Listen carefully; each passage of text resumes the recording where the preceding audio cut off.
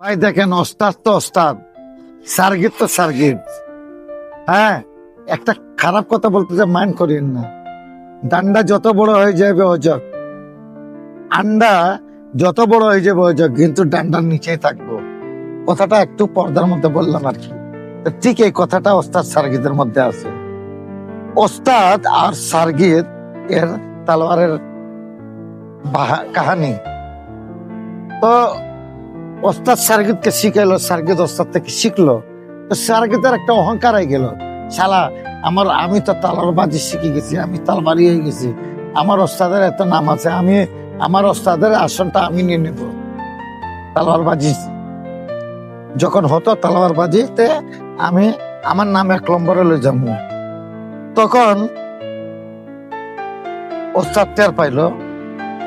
ওস্তাদ কি করলো, কামারের কাছে 2 ফুটের তালোয়ার বানাইলো, অর্ডার দিল। 2 ফুটের অর্ডার দিল।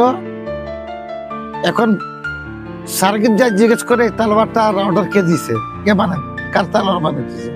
বলে ওটা তোমার ওস্তাদ যেটা।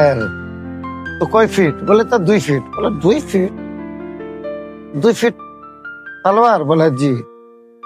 ভাই আমার 6 ফিটের তালোয়ার বানাই দেন, আমি জিততে চাই।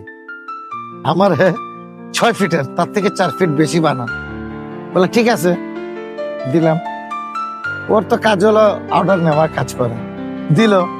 এখন যখন প্রতিযোগিতা নামলো মাঠের মধ্যে, ওস্তাদ সার্গিত, হ্যাঁ, যে হারবে এর নাম উপরে হবে, যে জিতবে ওর নাম উপরে হবে, যে হারবে সে তা হারবেই।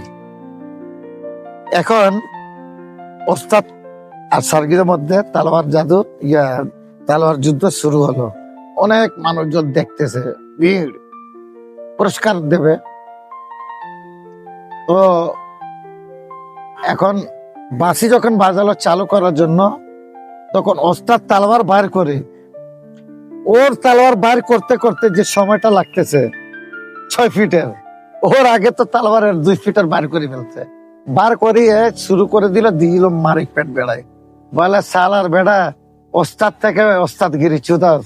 হ্যাঁ, 6 ফিটের তালোয়ার তোর বার করতে করতে আমার 2 ফিটের তালোয়ার তোর পেটের ভিতরে ঢুকে গেছে, যা বার করিয়ে এনে ঘরে যায়, ঘুম জাগো, না হলে মরি যাবে। এ হলো ওস্তাদ সার্গিতের কাহানি। ভালো লাগলে লাইক, কমেন্ট, শেয়ার করিয়ে।